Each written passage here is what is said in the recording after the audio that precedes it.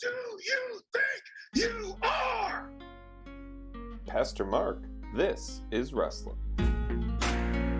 Welcome back to Restless as we react to the rise and fall of Mars Hill, Episode 1, Who Killed Mars Hill? I am joined as always by Pastor Michael. I am here. I am alive. I've been sick lately, but I'm going to make it through this episode. I could not miss this one. And it's definitely not my fault, is all I have to say to the internet and any health departments listening. We have a special guest. We have been telling our listeners, if you are a person with an opinion about the show, we want you to join us. And so we are joined by another Matt. Matt, tell us a little bit about yourself. Hi, I'm here. I am healthy to the best of my knowledge right now. Rub it in. Just rub it in a little bit. That's okay. I feel great. It's not a great start, Matt. It's just.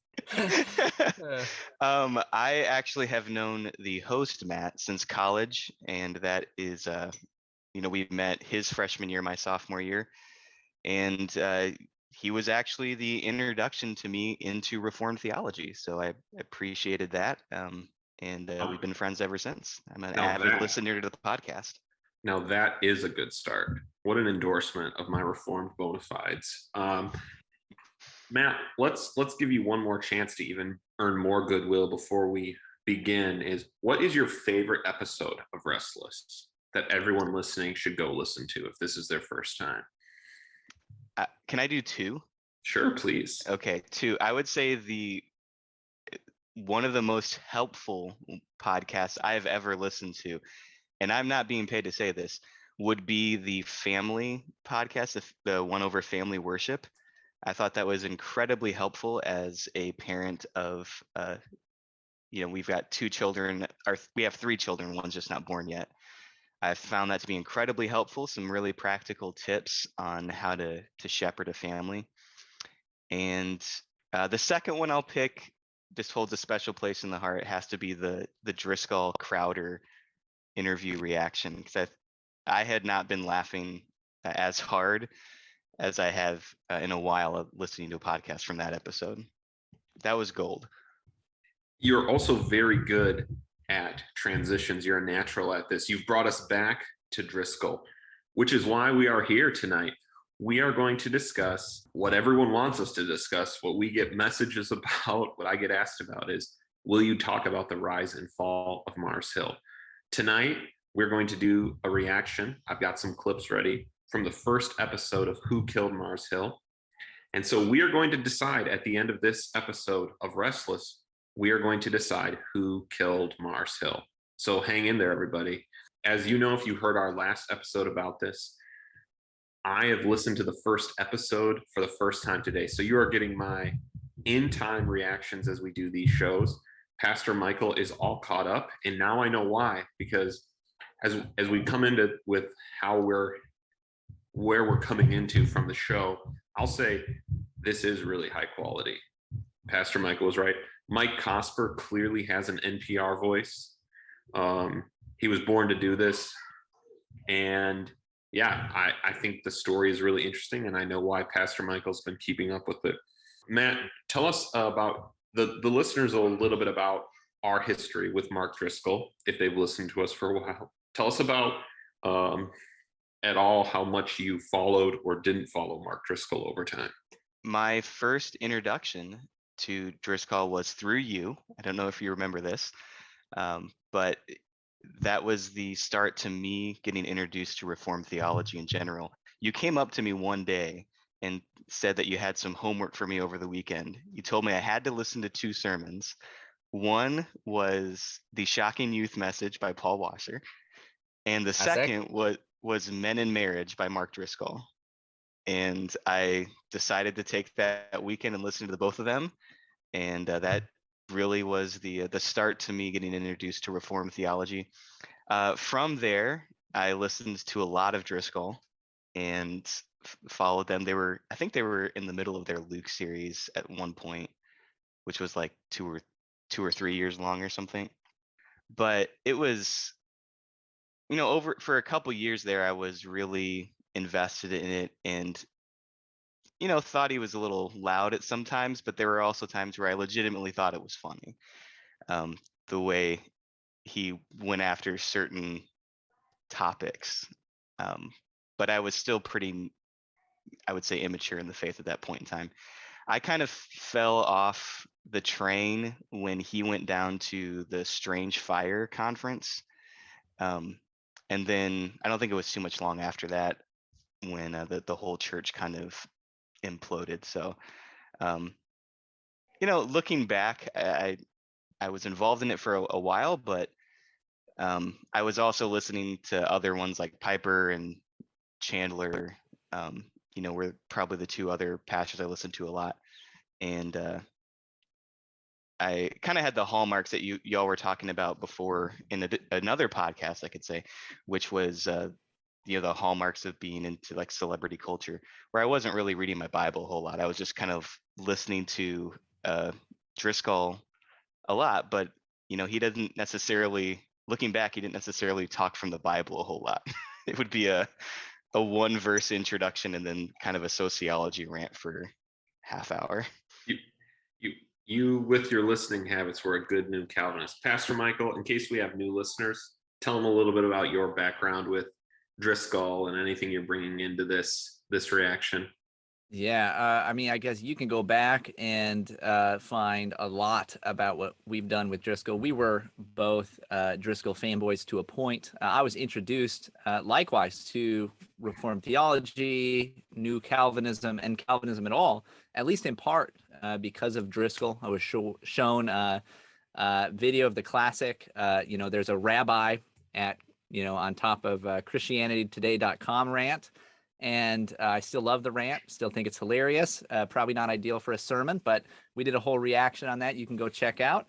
But so, I was introduced very early on, listened to tons of his stuff. I was very, very interested in him for a while. And likewise, some of those other figures. So I have some history anyway, listening through some of this stuff. Yeah, I obviously mirror the two stories. So as we get into this, Pastor Michael, you're obviously far into this show. What are you hoping they're going to get to in the show, if anything? Do you have any expectations or hopes for it? Well, I guess I'll save some of it because some of it will come up during our discussion on this. For instance, in this episode, John MacArthur's brought up, but not in any positive light. And really the only people that are brought up as those who were speaking out about the obvious problems of Mars Hill and of Driscoll at the time, the only people brought up in the podcast up to this point that I can remember anyway, has been, like this first episode, only, more progressive and, egalitarian feminist type Christians. And well, so you're jumping ahead. You're jumping ahead. Yeah, I know. I shouldn't get, this is why I didn't know what to do. I didn't know what to do. So I hope to see more of that. I don't know how much more is left. I don't know how close they are to finishing up. So we'll find out. That brings us actually to our first clip really early in the episode. And it's actually a clip not about something I hadn't heard before, which we will listen to later. But this repeats something I heard a lot from Driscoll. Tim was a 16-year veteran on the staff at Mars Hill, Seattle, and a longtime friend and ally of its pastor, Mark Driscoll. It wasn't even a possibility in my mind. I'd heard Driscoll preach from the front at conferences and sermons on Sunday that he started this church, that God called him here, that he was never going to leave it, that he'd preach his own funeral, get into the casket, and close his own coffin on himself. But he sent a letter at some point earlier in the day on Tuesday, the 14th. I think the board of advisors spent most of that day trying to talk him out of it, from what they told me. But by Tuesday night, I think it was clear that he was serious. The show starts actually at the reason I found Driscoll's implosion and the Mars Hill implosion so shocking. Now, I didn't follow him to the bitter end, but pretty close. And I will say what was shocking is Driscoll repeatedly said in media, in sermons, I'm going to preach my own funeral at this church. I'm going to get in the coffin myself, right? That he was never leaving. And so the way it ended, that is what, to me, made this whole situation seem so surprising. Yeah, I likewise remember hearing that several times, and I loved that. By the way, I loved that just that passion, that idea that you would be around. You wanted to stick with it through thick and thin. Obviously, that did not happen.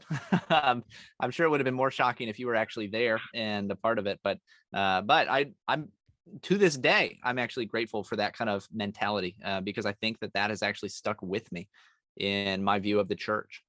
Great. Let's go to two early clips in the show where Driscoll reads a prepared statement about why he's leaving.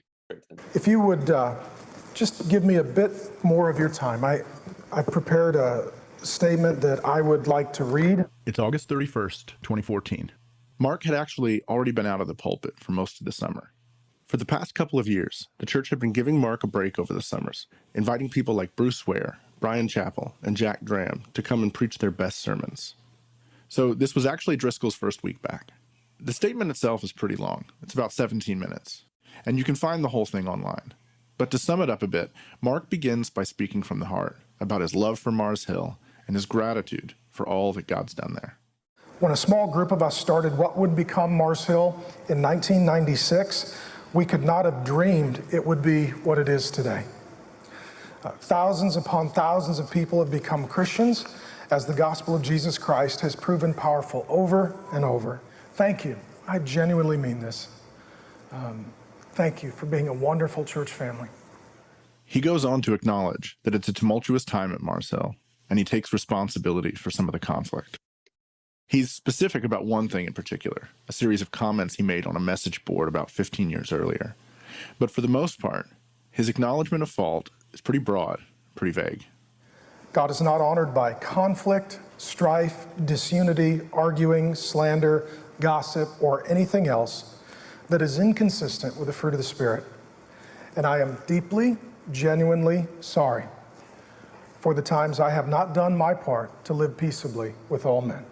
We're going to listen to another clip of this prepared statement, but here's what struck me about this prepared statement.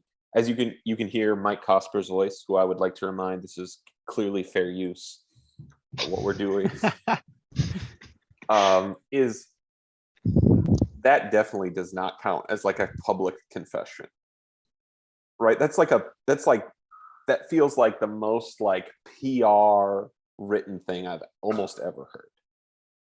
I don't know. So like I would say yes, definitely PR, right? So there's not Cosper mentions that the only thing specifically named is this thing he did 15 years ago, and he should have it should have been an apology and confession of the things very explicitly, without a doubt. So I'm with you to a point, but also I was actually thinking about like well-known celebrity confessions and apologies over the last couple of years, from politicians or others, where almost all of them are not actually as directed at, hey, I'm sorry for what I've done. It's always, I'm sorry that this happened to you because of what I did. And so I actually think that it's still a step better than a lot of modern, apologies from the same kind of sphere. But also I do agree with you. It's pretty rough.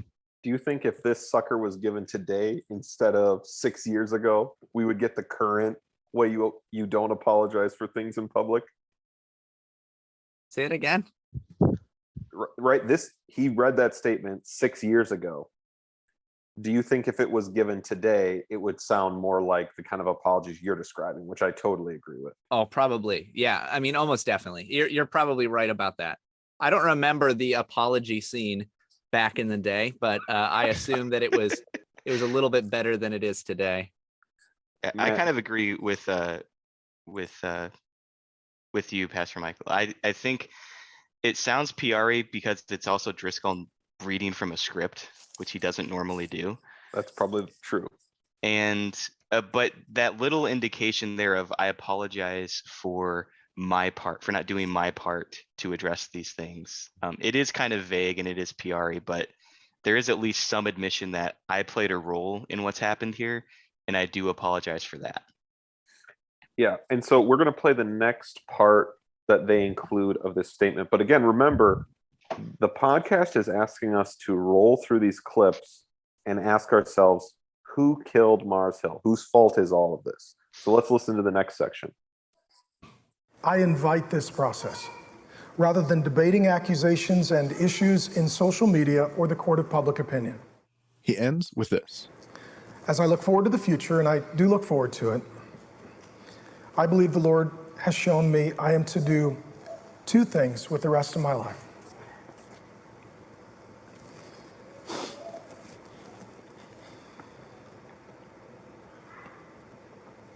Love my family,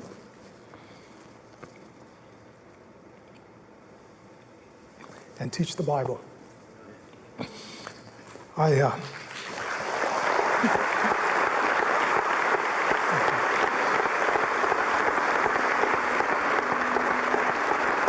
So, Pastor Michael, how many public confessions of sins end with you being applauded by the audience? Wow. Actually, I'm just thinking off the top of my head of more recent megachurch pastors falling from grace, and this is not uncommon.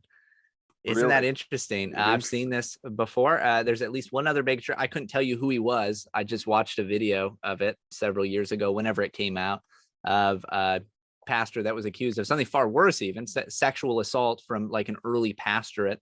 Like he had assaulted a girl in a youth group, or maybe multiple, I don't know. And that's what he had been accused of.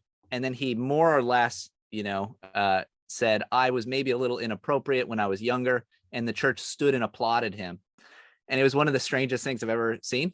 It was horrible. But actually, yeah, so that's actually reminded me now that maybe this is not uncommon in that kind of a scene, that kind of mega church scene where you've got the guy, he's the guy, it's all about him. And, to save any bit of what this could be, right, we have to maintain that Mark is not a complete degenerate. Yeah. What's going on, Matt, with the applause and his finishing of his statement, apparently in tears? It's got to be, imagine the emotion for, especially if you're in that campus. If you're not one of the campuses that is streaming that moment, if you're actually there in the room, and if you've been there the whole way with him, this is like a different level than people have seen him before, right? Like he's not the guy who shows up in tears. He's the guy who, will occasionally scream at you or at some type of event. You're dealing with hour-long sermons there.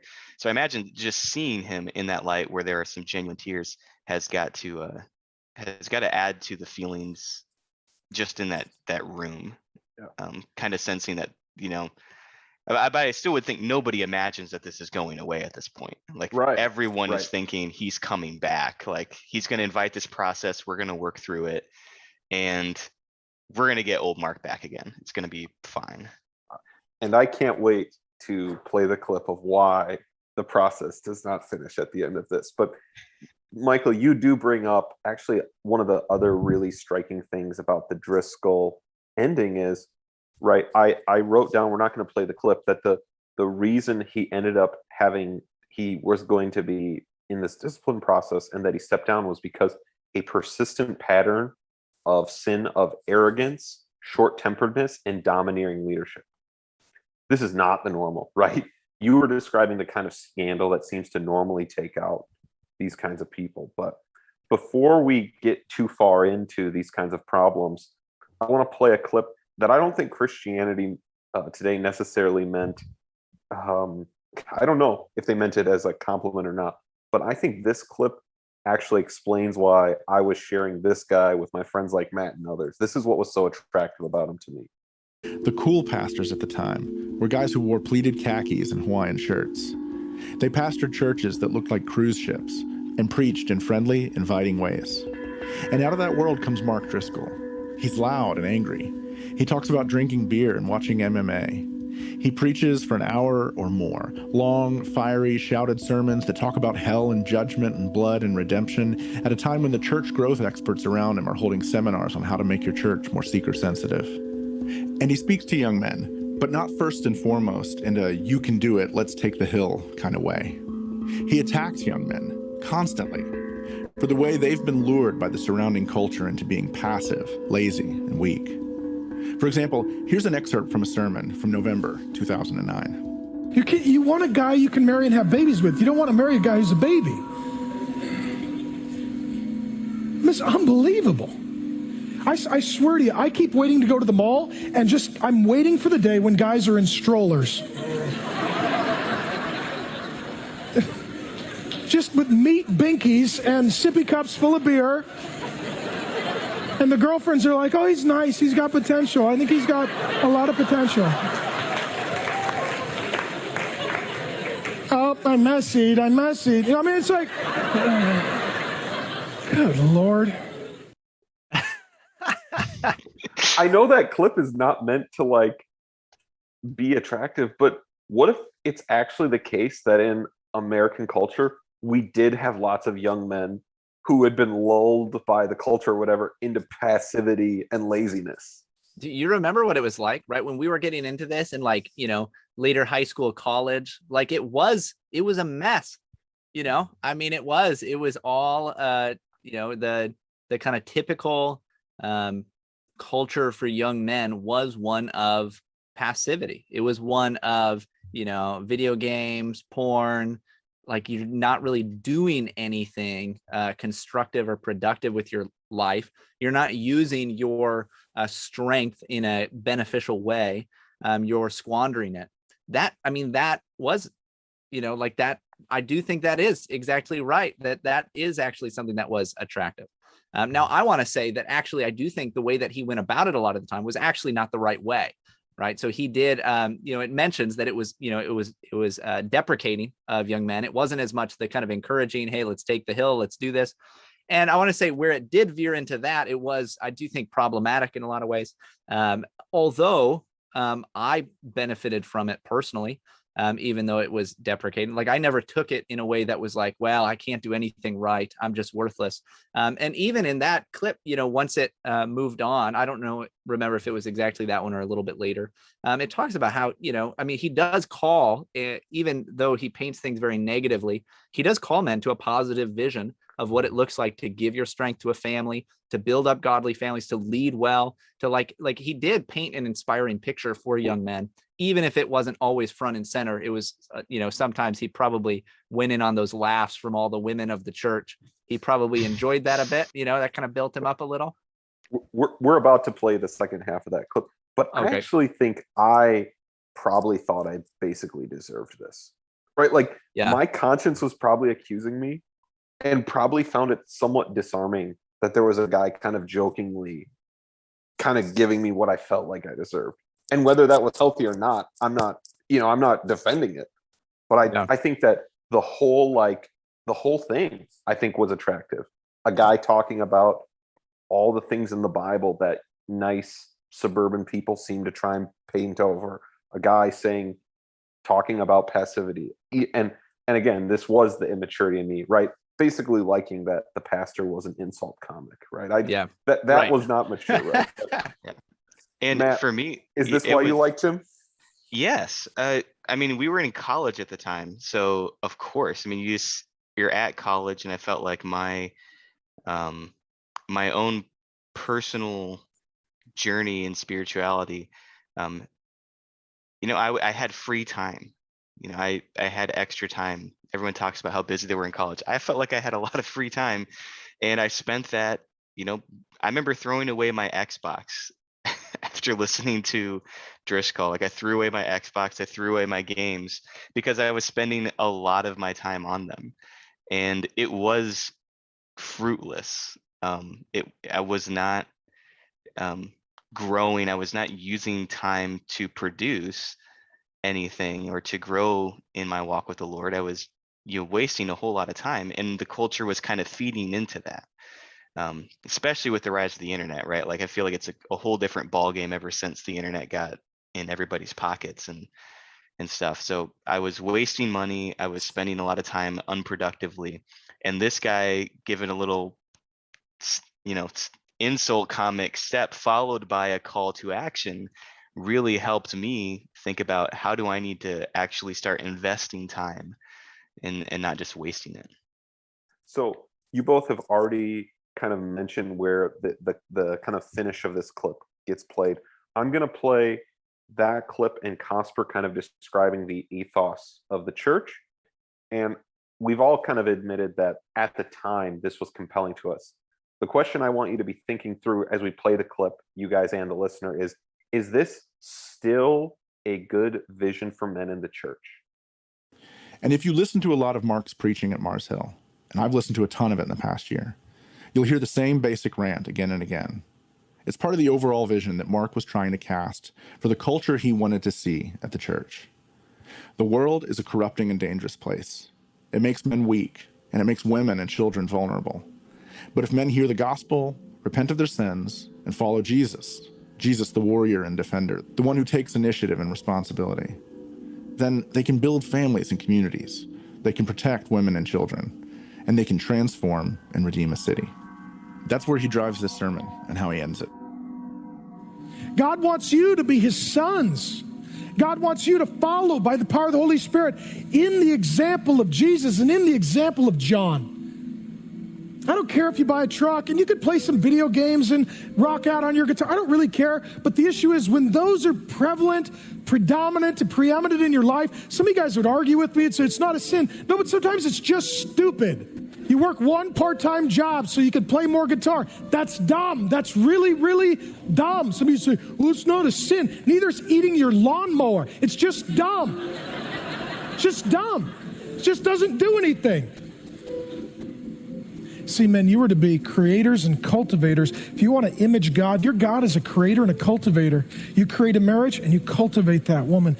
You create a child with her and you cultivate that child. You create a new family legacy for generations and you cultivate it. You create a business and you cultivate it. You create a ministry and you cultivate it.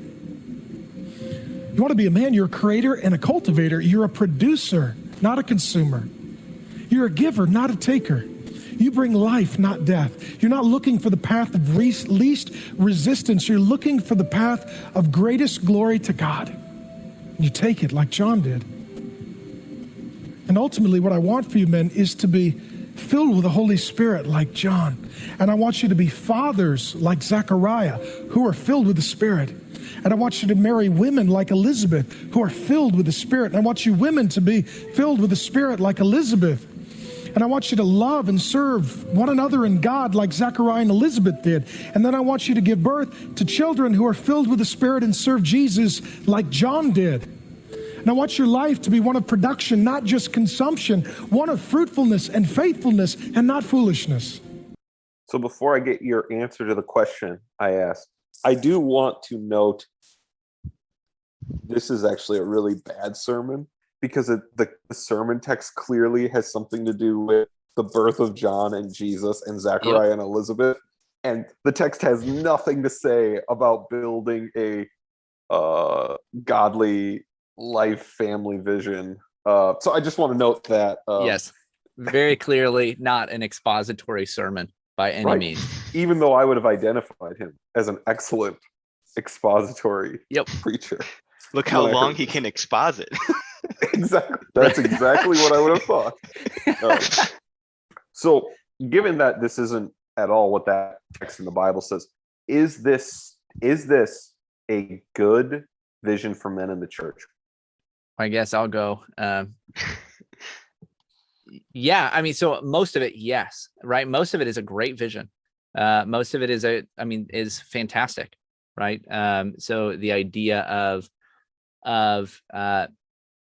being productive, being beneficial to others, building up a legacy when you otherwise do not have one.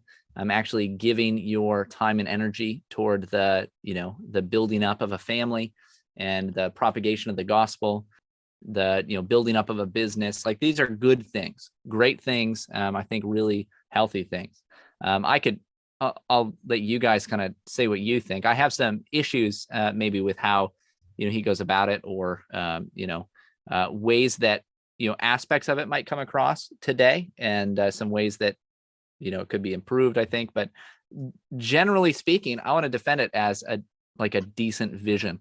Pastor Michael defends Mark Driscoll's vision for the Christian life. I didn't put it like that. Well, let me say one thing about this. I think I will let Pastor Michael's assessment here stand. I just want to say that I know this podcast is a lot of people's seeming efforts to jump off board with kind of ever being with Mark Driscoll. But the things downstream of this were Acts 29, which is still alive and well, which things, associations like the Gospel Coalition, multi-site, which fortunately now we've discussed and is kind of falling out of favor, and the Reformed people love church planting. That's all kind of wrapped up in this, and it's not fair to pretend that those things aren't related to this vision that he was putting out there. Yeah, they're definitely very much connected. So, well, now we've come to the segment of our show called Matt was listening to this podcast and heard maybe the problems of where this show is going in the future.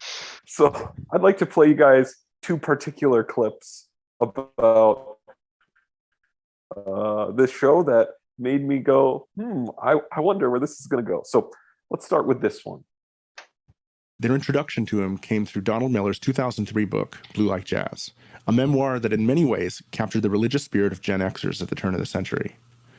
Driscoll appeared only a few times in the book, but he appeared as Mark the Cussing Pastor, and that moniker and reputation would dog him for years to come.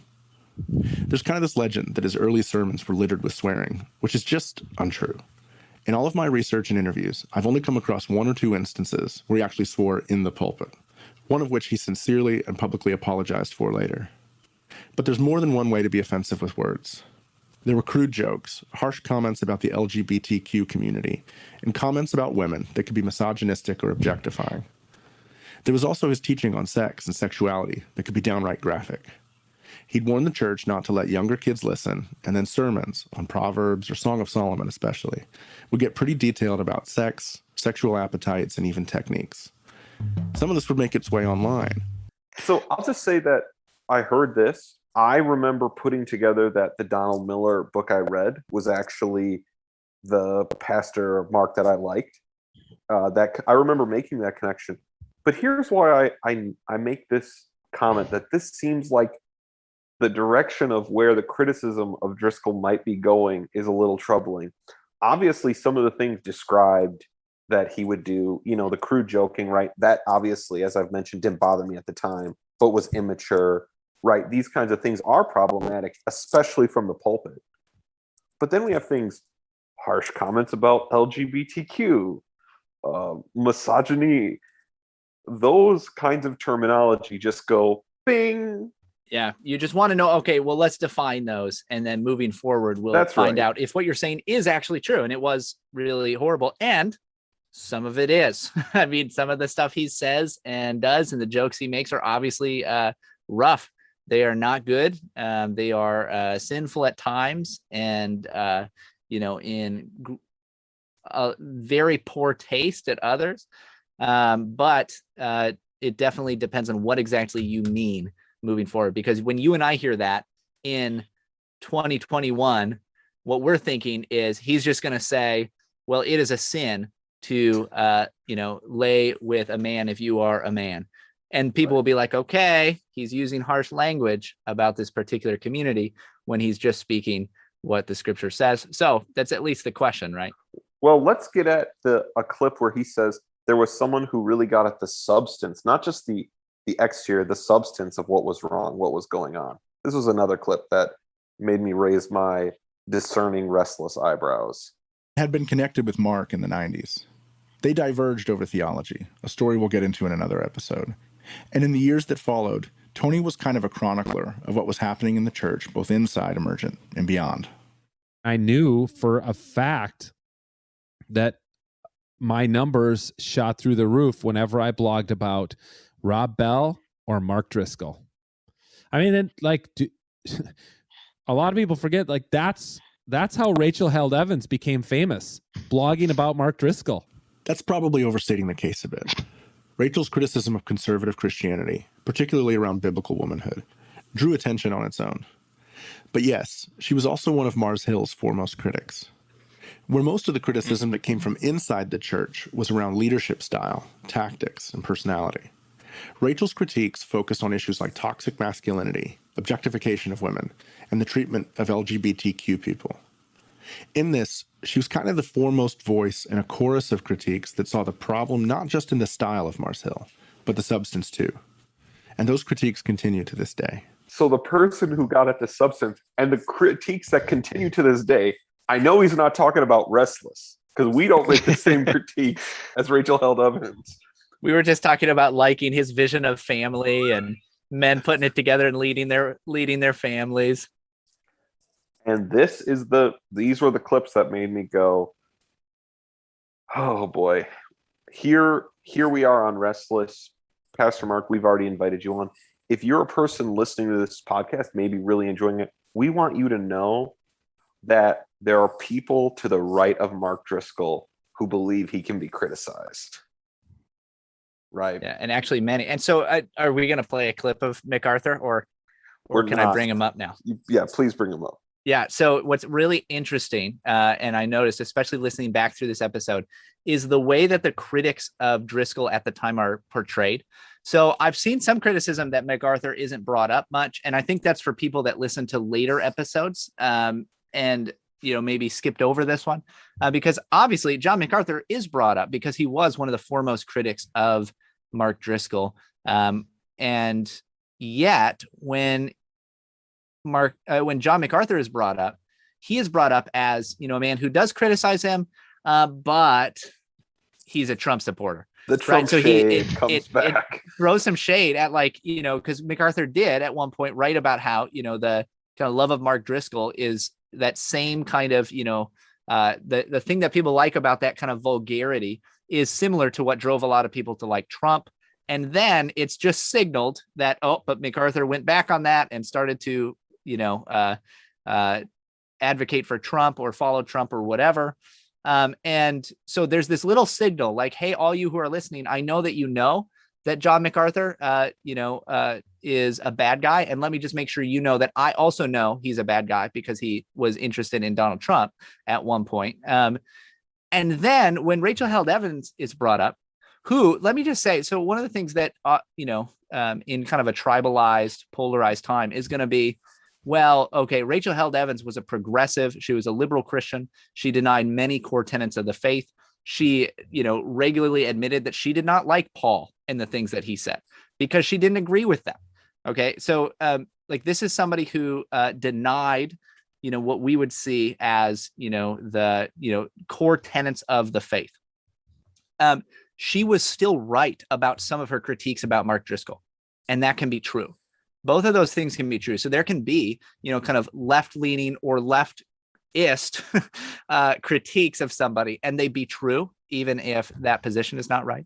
But the way that this is portrayed is here you have this one guy who's super problematic himself because he likes Trump. He said some things, and we kind of listened to him, but the person who's the foremost critic is Rachel Held Evans, she's the foremost critic because of the substance that she critiqued. Yeah. And there was an instant defense. Yep. Instant defense. Brings up this guy who says, yeah, she got a lot of likes. She knew what she was doing. That's not entirely true. That's right. And then when the MacArthur clip comes up, when they talk about MacArthur, it's like, well, yeah, he said that, but there's kind of an instant castigation of MacArthur. But she's a good guy. That's kind of how it's being played off. And that's where I don't know if there was an audible oof when I listened to it, but it was definitely there in my mind when she was brought up as like, where is this going? Where is the direction of this podcast as they're looking for solutions? Is it going to be there are problems with how the church was set up and Driscoll as the center of it, and maybe not a right application of theology? Or is it going to go into the problem is the substance of what Mars Hill was preaching, and the problem is the theology itself? It needs to go into this a more progressive theological mindset, which, with Rachel Held Evans and what she talked about, you just have to get into places where if you're going that route, You have to openly disagree with the Bible on things. As you mentioned, she did. She disagreed with Paul. She did not like what Paul said, which is essentially saying you don't like what Jesus said if you have the right view of Scripture. So I guess I got very wary about where that's going to go. But if you ever mention that you don't like Rachel Held Evans, usually that's followed by, well, these people are just threatened by that theology. And so the next clip we're going to play is, so throughout this episode, we haven't played any clips, but Mike Cosper keeps kind of saying, we're going to be asking big questions. We're asking questions about all of evangelicalism in this show. And so I actually want to let Mike Cosper, as we kind of start to think about what solutions might be presented, I want to play a little bit longer clip of him saying, what is the big problem he believes he's addressing in this podcast. Who were removed from leadership for reasons that echo the ones cited by Tim Smith at the beginning of this episode. It seems like it's an epidemic. Here's Ed Stetzer again. I have a little flyer that I keep from the year I spoke at a conference at Saddleback. There's 7 of us speaking at their big global conference that year. And Mark was one of the 7. And I was one of the 7. And Rick Warren was one of the 7. But if you take the way the flyer is printed out, it actually has Rick Warren on the left side and I'm on the right side. And in the middle, there were 5 other speakers. And of those 5 other speakers, 3 of them ended up leaving the ministry for some reason. Mark among, and I won't, no reason to list the other 2. This is about Mars Hill, but some came back. Matter of fact, 1 didn't. But and I could name. I mean, there were others who were at that conference, who spoke at that conference, who weren't on the main stage. And what I would say is, there's a body count. Sorry, just real quick question about young that pastor. Conference. Do you guys think there was a theologically sound person speaking at that conference? Because I don't know. I wish he would have given us. I definitely doubt it. It'd be fun to look up to try to find out which one he's talking about. Yeah. Whose ability rose them to prominence before their character was ready for it. Mark was and is a remarkably gifted person. And in some ways, Mark was the first internet age megachurch celebrity pastor. And leading, number 1 podcast, number 1 sermon downloads, those kinds of things. And so what that did is it elevated Mark to the stratosphere so quickly, whereas, you'd think you might be a pastor of a megachurch, and I know some people just think the megachurch is bad in general, but I know a lot of godly megachurch pastors, and I know a lot of megachurch pastors who I'm like, oof, there are challenges that they're walking through, and maybe bringing other people through. But typically, if someone would start a church and they might take 20, 30 years of faithful ministry, but the internet just propelled things with such rapidity. And the internet only sees how you speak. I mean, that's all the internet is. It's all about verbal articulation. So it doesn't say what's your leadership structure. It doesn't have an accountability in the local church. It doesn't have how are we living life on life. And so I think what we've seen since Mars Hill is that there have been other who have been elevated very, very quickly, again, where they were elevated by their ability before their character was ready. And that raises one more question about who killed Mars Hill. If this is so widespread, if it just keeps happening, if it's not just about Mars Hill or just about Mark, or for that matter, James McDonald or Perry Noble or Bill Hybels, isn't there a bigger cultural issue at work? If it just keeps happening, isn't there something broader to look at, like ourselves? When we ask why this happens, shouldn't we ask why we keep doing it? Why we seem to like charismatic figures whose character doesn't align with their gifts? Matt, I want to ask, is this Mark Driscoll problem, is this a really widespread problem? He says it's in large and small churches, that it doesn't really matter. Is this, I want to answer the question he's kind of hinting at. Is this that widespread? I don't know how widespread it is, because I have a very small sample size. I do know I've kind of stopped listening to a lot of the celebrity pastors, or I guess maybe celebrities in the Reformed area of Christianity, because that's a smaller audience they're getting. But I would say some of the churches I have been around, there's been almost like a revolving door of pastors at times on some of them. And I'd say sometimes it seems like it's just somebody who's been put into a position who maybe does not have all of the character traits necessary for pastoral leadership, but can give an enthusiastic sermon. But that's just my very small sample size. Yeah. A lot of times the revolving door is actually just because they've got usually, 3 to 4 years of sermons built up. And then once they get to the end of that, they're like, well, better go to a different church where I could just preach the same sermons again. Don't have to do any work. I say that lightly, but I actually think that happens a lot. Unfortunately.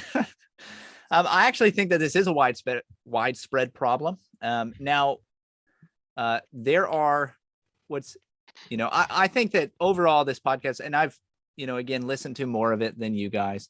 I think that overall it actually does walk an okay line as far as, kind of doling out bits of responsibility and people from the inside saying, yeah, I bear some responsibility for this, and kind of, moving it around. I don't think they probably do it maybe as much as it's clear that like nobody is getting in trouble today for going after Mark Driscoll.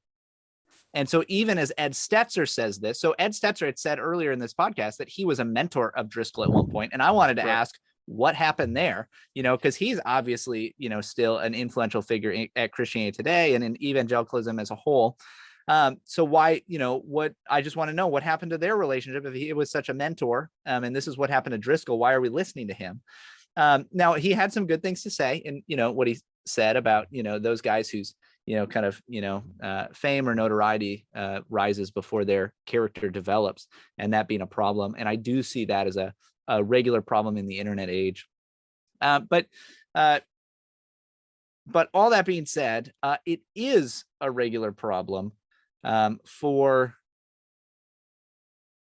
arrogant men to put themselves in a position of power and, kind of take all of the glory from that, see themselves as far more highly than they really ought to see themselves. I think that happens in big and small churches alike. I think it happens all over the place.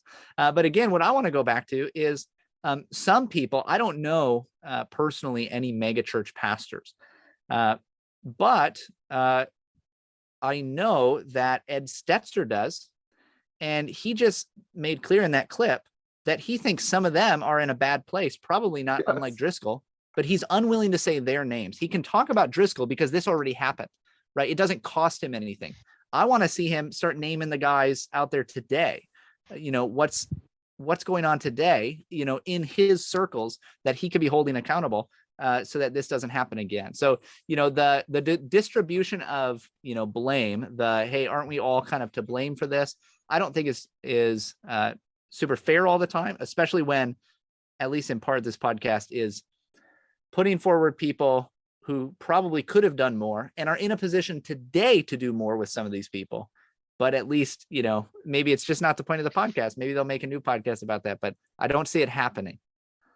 Then again, maybe those pastors had ministries for 20 years and then they deserved a mega church, as you know. As you will, Pastor Michael. Before you both answer who killed Mars Hill, I want us to listen to a clip where Mark Driscoll actually tells us who to blame for him resigning and not entering the discipline process. So this was a clip that was brand new to me. I was in the bedroom, Grace was in the living room, and he spoke to me and he spoke to her in a supernatural way that neither of us anticipated or expected. And so Grace walked in and she said, I feel like the Lord just spoke to me and said what we're supposed to do. And I was like, I feel like the Lord just spoke to me and said what we're supposed to do. It's not what we wanted. It's not what we had agreed to, and it's not what we had planned for. And so I asked her, well, what did the Lord say to you? Because I didn't want to influence her. And she said, we're released. Yeah. From Mars Hill. Yeah.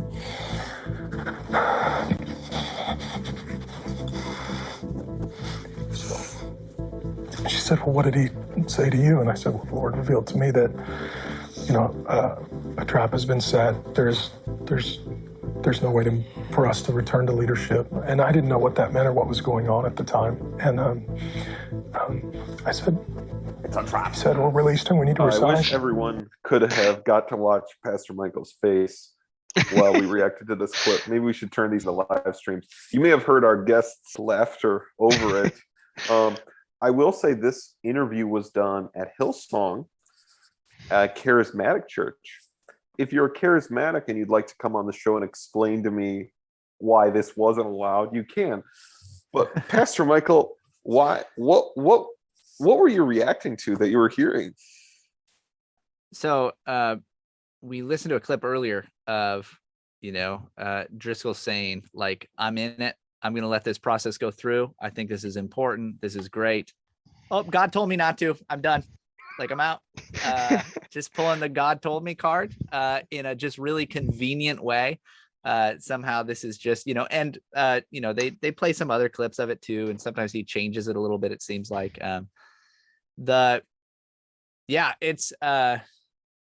it is striking to think that God would put you in such a position of leadership and authority and responsibility. And then when it is most important that you bear the responsibility, especially because you've made a mess of things, you're released. That he just says you're free, you're released, go. That I do not believe that comports with the scriptural understanding. And so it's a bit of a mess. In my opinion, you want to know an actual problem that's widespread in American evangelicalism? This. People saying this about things. Yeah, people saying, well, God told me, so now I get to do it. Or God told me I didn't have to. I guess I can't, Matt, what do you think about Driscoll's freedom from the trap? Yeah, he got set free to Arizona. This can go down there. I remember seeing this because I was shocked.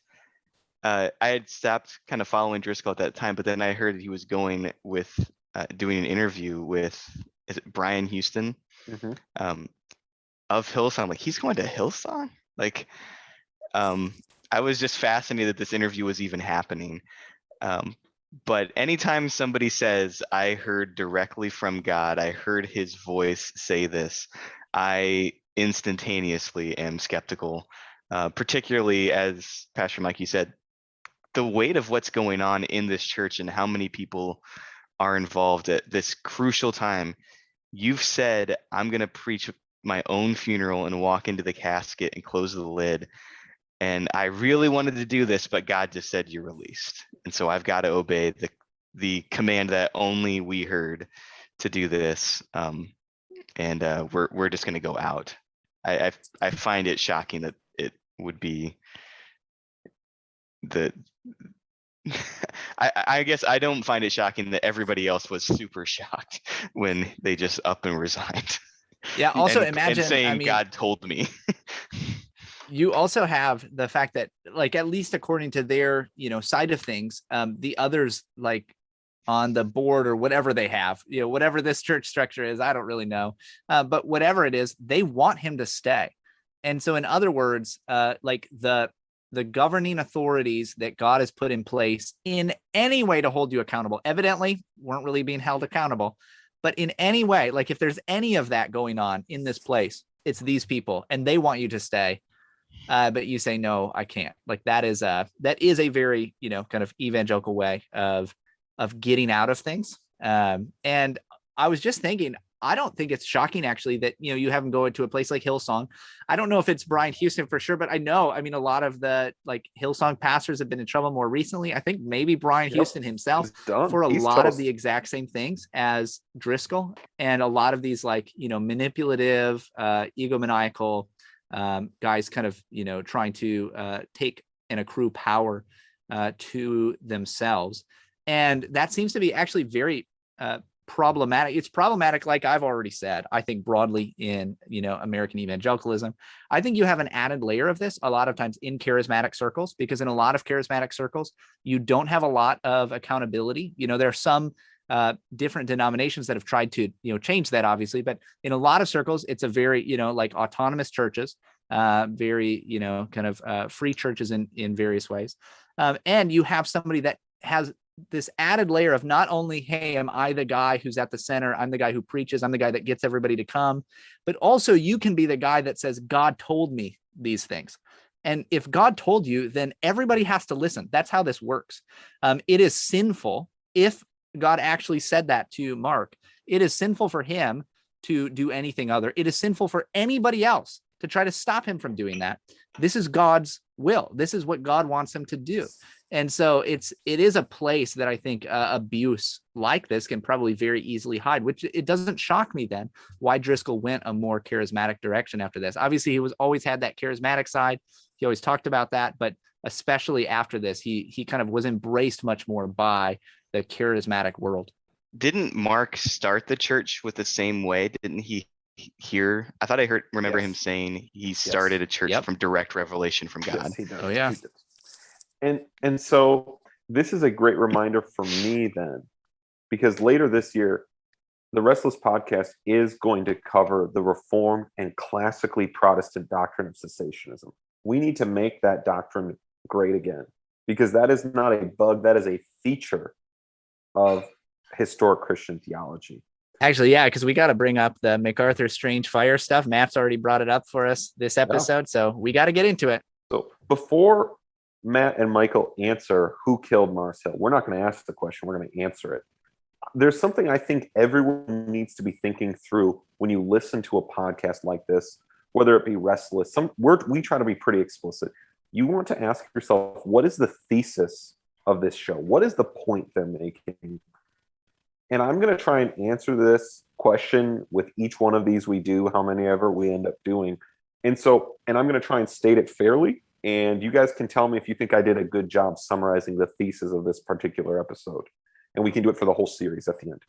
The collapse of Mars Hill and Driscoll's fall from favor is a microcosm of what is true about evangelicalism as a whole, whether conservative or liberal. We are attracted to success and charisma over character and service of people. And we're entertained by the drama of when it goes wrong. I think that is the thesis of this episode. What do you guys think? Thanks. Well put. Well done, Matt. You did a good job. I second the motion. Well, that's why I am the host of this show. But now right. You guys need to answer the question, guys, who killed Mars Hill?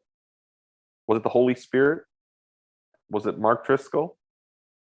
So, God shut it down. But I do believe, he did that through what was clearly, or should I say, from the outside looking in, it seems very clear that this came because of serious sinful characteristics in Mark Driscoll's life that I believe could have, at least in some part, been remedied had there been some manner of humility, of willingness to truly confess, be forgiven, to see some kind of reconciliation at this time in this matter. I think you can see a way in which Mars Hill continues, that it doesn't stop at this point. Now, that being said, when I was listening to it this last time, I did think a little bit like there is still part of me that this is just me being a pastor and being in situations where you hear one side of a story and you're naturally just like, wow, this is a huge problem. And then you hear the other side of the story and you think, oh, I now understand much more about the first thing I heard because it makes more sense in context. And Driscoll obviously thinks that there are people that are out to get him in the church. And that seems like something that, and this will go on throughout this podcast. And this appears a lot, a kind of paranoia, I think, especially as he gains more and more fame, more and more celebrity. There's more and more paranoia that these guys are trying to stop me and take this away from me. And that's very problematic. I also think probably that was happening to some degree. So like, I just assume that there are people that ride the coattails of this guy up to celebrity, and they want more of the action, or they want something. They don't like something about it. And it's not just purely good motives. Like, we love you and we love this church, and all of us are doing a good job. And it's just you and your arrogance and your kind of bullishness that is causing all of these problems. I think probably you have both things going on. We just don't get as much of that other side. We will get some throughout the podcast of people taking some responsibility, but there's a lot of Mark Driscoll kind of apologies, it seems like, where it's really him, right? He's really the problem. The people around him's biggest problems is they tried to help him too much and were so successful. That's right. Their biggest character flaw was that they were really good and tried to help so much. That's Matt, right. Who killed Mars Hill? I would agree God shut it down, though not in the way Mark would tell it. Though I wasn't there, so maybe that did happen. You can just say it didn't happen. The reason this podcast is so striking is because overnight a church of 15,000 people dissolved. Right. That is huge. Incredible. That is huge. If your structure is set up to where you have that many campuses and that many people attending, and one person being removed from the equation results in the church in like a 2 or 3 hour meeting saying, we're done, something is wrong. That goes beyond just Driscoll at that point. Like that, their polity and whatever. I think, the decisions they've made. I know he was doing a ton of sermons. I remember him talking at one point about how stressed he was. He couldn't sleep at night because of all the sermons they were doing on Sundays, like during all these different sermons during the day and then at night, all these events going on, a lot being put, and I'm guessing he was embracing it too, a lot of the responsibility. The decisions that they made to have it be one mega church versus splitting it up earlier. I think back to that Mark Dever, James McDonald, and Mark Driscoll podcast, which was also a really good one you guys did, where they were talking about their church structures. I think if they had made some different decisions there, you may not end up in the same situation. But, one church dissolving because one guy leaves, and that happening overnight. It wasn't like they tried to do it. They just decided in a meeting, we're done. And it's different if you have a 15-person church plant that's just getting going and something happens to the pastor. It makes sense that, it's going to fall apart. People are going to go to other churches. That just makes sense. But, 20 years, 15,000 people.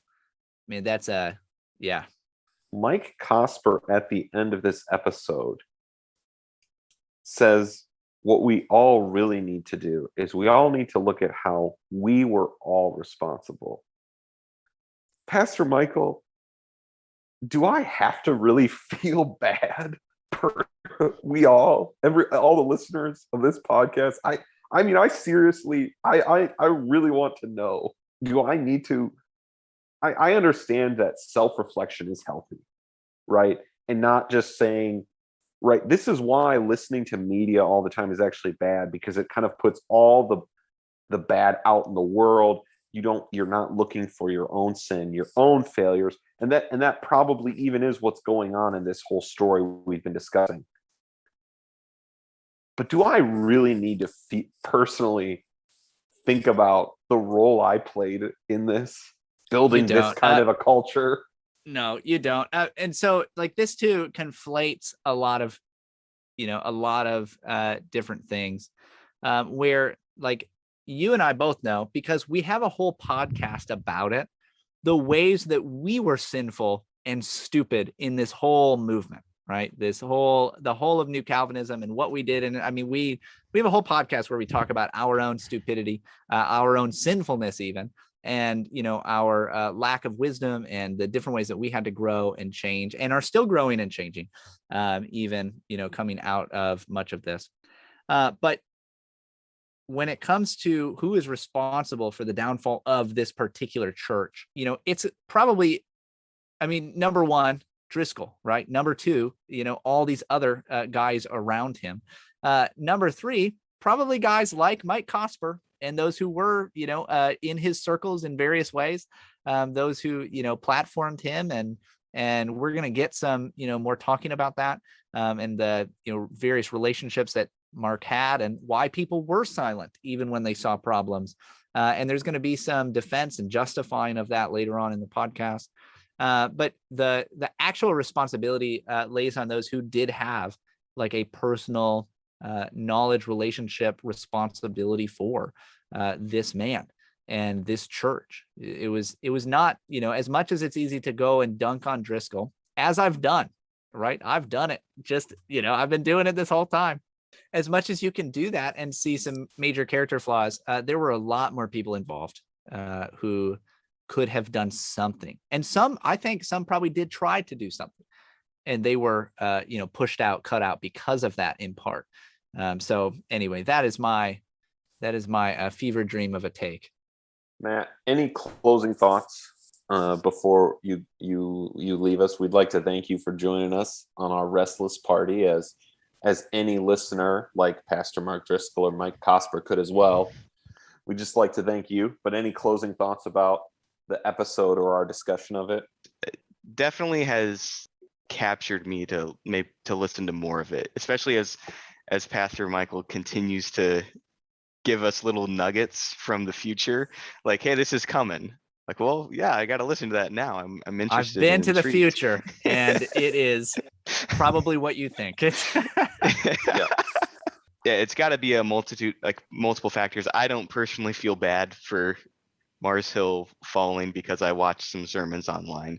I don't feel like I should be to blame for that, but I'd say the only last closing thought I had is Mike Cosper makes a call to Driscoll, like they want to have a conversation with him. And if he gets a conversation with Driscoll before Restless does, I think that's an absolute travesty.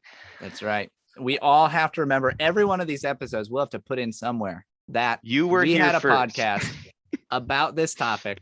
We have a podcast that uses the phrase rise and fall in its little tagline.